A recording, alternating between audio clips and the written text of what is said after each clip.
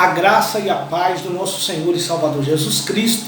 Estamos aqui para mais um vídeo de uma perspectiva escatológica e hoje trataremos de uma temática relevante e importante para o nosso crescimento na escatologia bíblica e para o nosso crescimento espiritual. A temática que exposaremos hoje é: por que Jesus se manifestará em poder e grande glória, né? Porque haverá aí a manifestação do Senhor Jesus em poder e grande glória. Iremos pormenorizar, lançar luz acerca desta temática, né? E sabemos que a segunda vinda de Cristo, ela é composta por duas fases, né? Ou duas etapas. A primeira fase ocorre aí o arrebatamento, né? E esse arrebatamento ele é secreto para a igreja, porque só a igreja saberá, né, distinguir o som da última trombeta, né? Temos 1 Coríntios capítulo 15, versículo 51, temos 1 Tessalonicenses capítulo 4, versículo 16, falando aí sobre a trombeta. E essa trombeta é uma trombeta de convocação, né? Então, a primeira fase ocorre o arrebatamento secreto, né? Por que secreto? Porque é algo restrito só à igreja.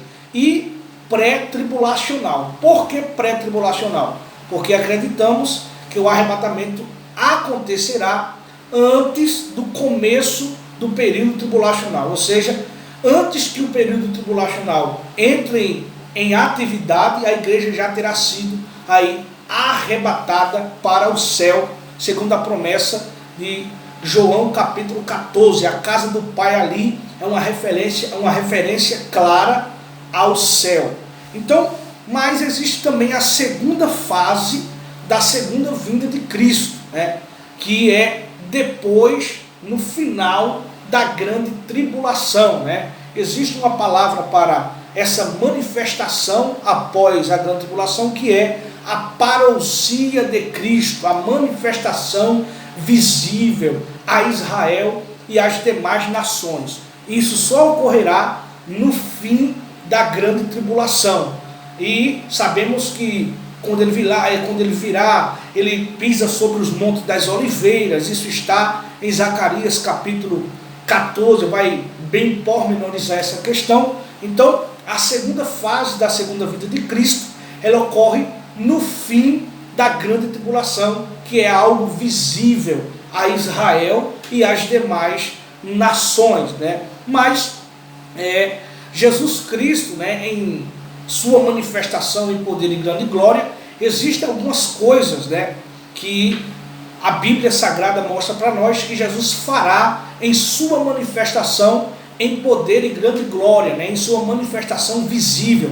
Primeiro ponto: ele virá para castigar em sua manifestação em poder e grande glória no fim do período tribulacional os ímpios. Ele virá para castigar todos os ímpios, né? Isso está escrito em Judas, versículo 14 e 15. Veja o que a Bíblia diz: e destes profetizou também Enoque, o sétimo depois de Adão, dizendo: eis que é vindo o Senhor com milhares de seus santos. Versículo 15: para fazer juízo contra todos e condenar dentre eles todos os ímpios, por todas as suas obras de impiedade, que impiamente cometeram, e por todas as duras palavras que ímpios pecadores disseram contra ele. Então, em seu primeiro aspecto, Jesus virá em sua manifestação em poder de grande glória para castigar todos os ímpios, como está escrito em Judas Judas versículo 14 e 15, né? Temos aí esse respaldo bíblico. Mas em sua manifestação em poder e grande glória, Jesus também virá, segundo ponto, para livrar Israel, né, da alta perseguição pelo anticristo, pelo falso profeta e de todas as nações que se rebelaram contra Deus e seguiram aí o anticristo, né? Sabemos que aqueles que receberem a marca, o sinal, ou na testa ou na mão direita, são aqueles que seguem o anticristo de forma voluntária.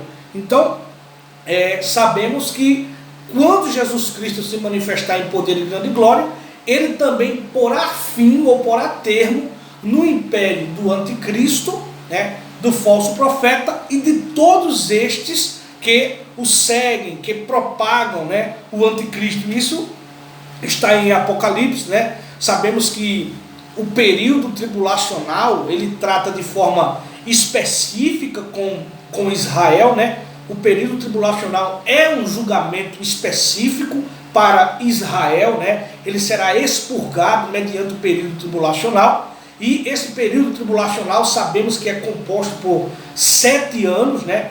E esses 7 anos é dividido em 2 partes ou 2 períodos, né? Primeiro período de 3 anos e meio é chamado de tribulação, e segundo período é chamado de a grande tribulação, né? A tríplices megale, ou seja, a grande tribulação propriamente dita. Então, na grande tribulação, o anticristo estará no clímax ou no ponto culminante de sua perseguição aos judeus, né? Aqueles que não quiserem viver segundo o seu sistema anticristão. Mas Jesus se manifestará em poder e grande glória justamente para livrar Israel desse tão grande sofrimento, né? Que é um julgamento, né? Sabemos que é no período tribulacional que muitos israelitas, muitos judeus reconhecerão Jesus como legítimo e único Salvador, como Yeshua HaMashiach, né? Jesus Cristo Messias, como enviado de Deus.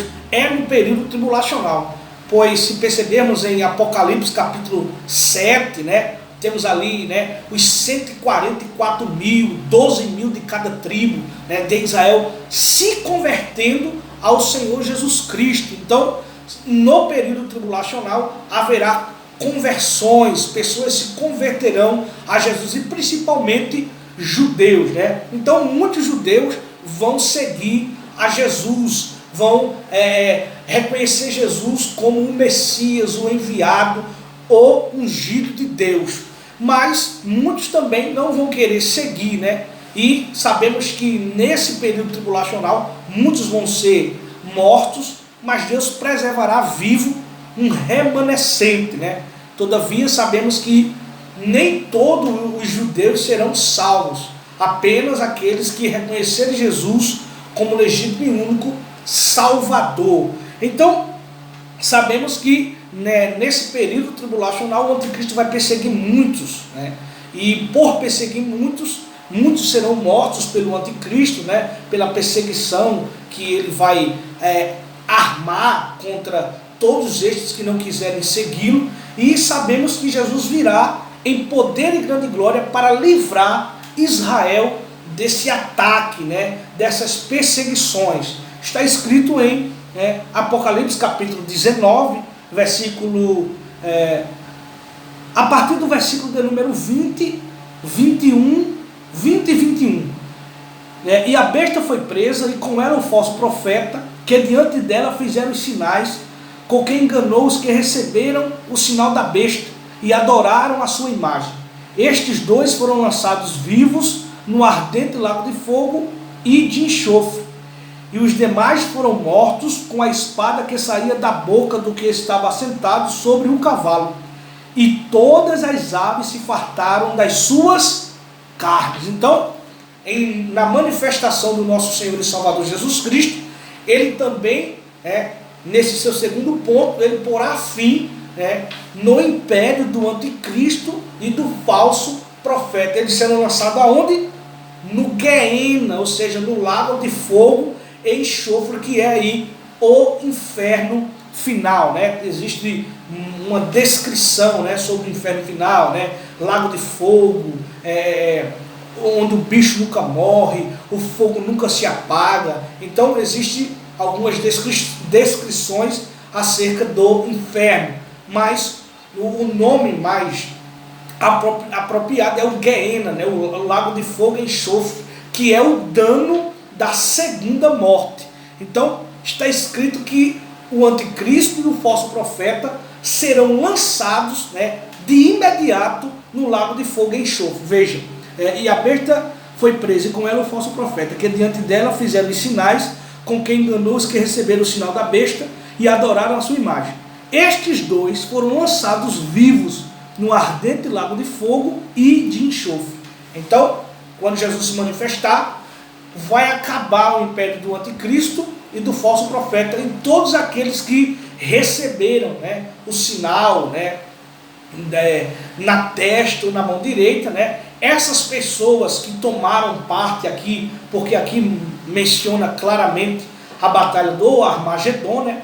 Ela ocorre depois do período tribulacional, no fim do período tribulacional. Então, todos aqueles que aderiram ao sistema anticristão e participaram, né, dessa batalha morreram, foram mortos. Todos eles que seguiram após o anticristo, como está escrito, os demais foram mortos com a espada que saía da boca do que estava assentado sobre o cavalo, e todas as aves se fartaram das suas carnes, né? Se lermos o versículo 19, temos mais uma clareza, né? Veja, e vi a besta, que é uma referência ao anticristo, e os reis da terra, ou seja, as nações que estão seguindo aí o anticristo, e os seus exércitos reunidos para fazerem guerra àquele que estava sentado sobre o cavalo e ao seu exército.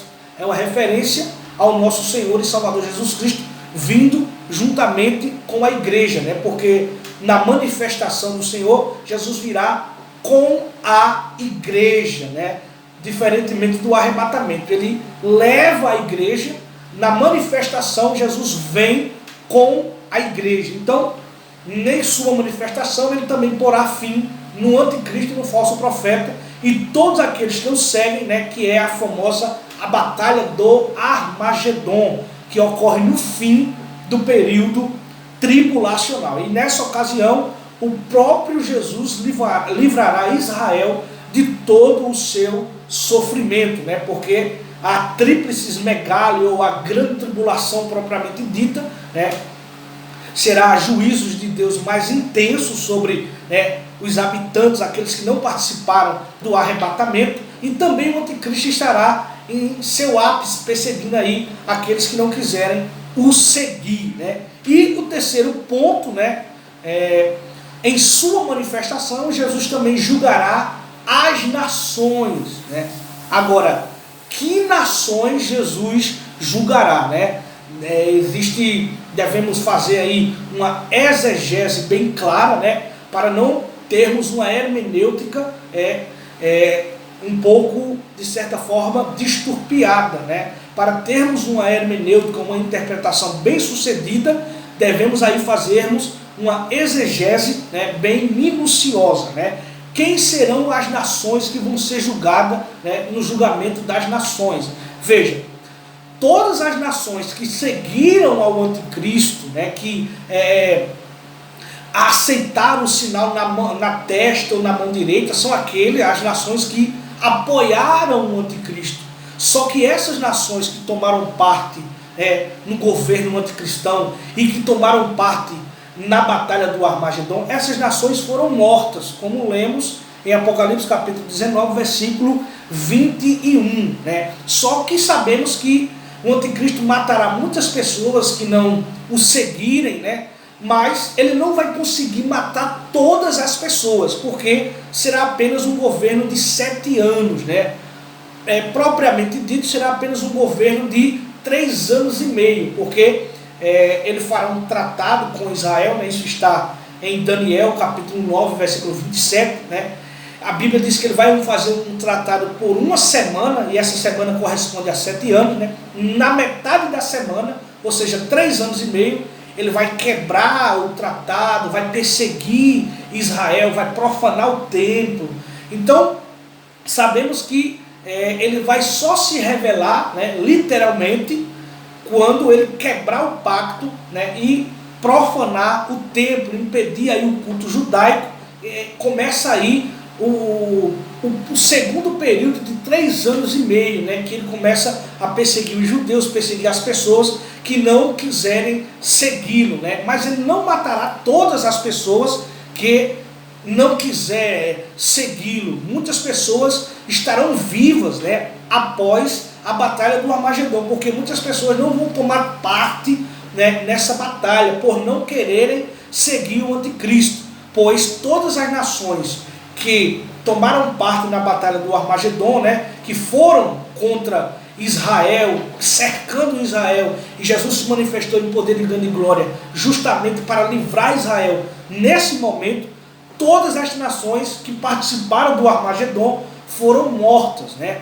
Mas muitas nações não vão querer seguir o anticristo, e nem todas as nações, por não querer, vão morrer, né? Nem todas as nações, por não querer seguir o anticristo, vão morrer, porque é um curto período, né, de 7 anos, então ele não vai conseguir matar todas as pessoas. Então essas nações que não tomaram parte, né, na batalha do Armagedon, né, não quiseram seguir o anticristo e atravessaram o período tribulacional, não morreram no período tribulacional, elas serão julgadas, né? E sabemos que o ponto central do julgamento das nações vai ser o tratamento que dispensaram ao remanescente judeu, né? Aos irmãos de Jesus, como está escrito em Mateus capítulo 25, versículo 31, né? Vamos lá, Mateus capítulo 25, versículo 31. E quando o Filho do Homem vier em sua glória, e todos os santos anjos com ele,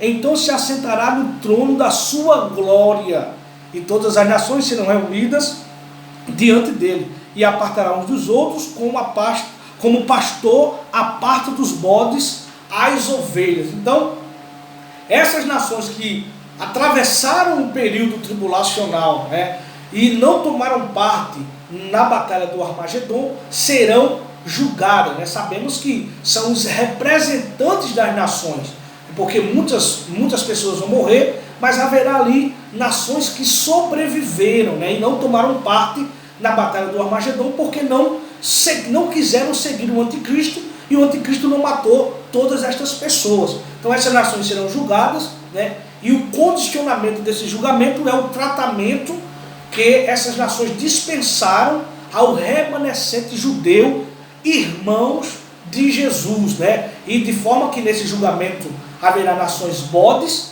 e nações ovelhas, né? E as nações ovelhas são aquelas nações que trataram bem o remanescente judeu, né? Que dispensaram um bom tratamento aos judeus, principalmente no período tribulacional. Mas existem também as nações bodes, são aquelas nações que não quiseram ajudar o remanescente judeu, se voltaram contra os judeus, né? Não dispensaram um bom tratamento. Estas nações bodes serão já de imediato lançadas no Guiena, no lago de fogo e enxofre, né? Como está escrito em Mateus 25, versículo 46. E irão estes para o tormento eterno. Tormento eterno aqui é o lago de fogo, né? O inferno final, mas os justos para a vida eterna. Então as nações ovelhas que dispensaram um bom tratamento ao remanescente judeu, essas adentrarão no milênio, né, como povos naturais, não com os corpos glorificados. Então são esses 3 aspectos, né, esses 3 pontos que eu quero aqui mostrar para todos vocês acerca da manifestação do nosso Senhor e Salvador Jesus Cristo em poder e grande glória. Primeiro, ele virá para castigar os ímpios. Segundo, para livrar Israel, né? E ele vai livrar Israel nesse período aí da batalha do Armagedon, onde ele porá termo no anticristo e no falso profeta. E ele também virá para julgar as nações, né? Existem outros pontos, mas por meio deste vídeo eu quero só pormenorizar esses 3 pontos, amém? Então este foi mais um vídeo, que você possa se inscrever no nosso canal, deixar o seu like, compartilhar, para que as outras pessoas vão ser abençoadas com este conteúdo, e que Deus abençoe a todos.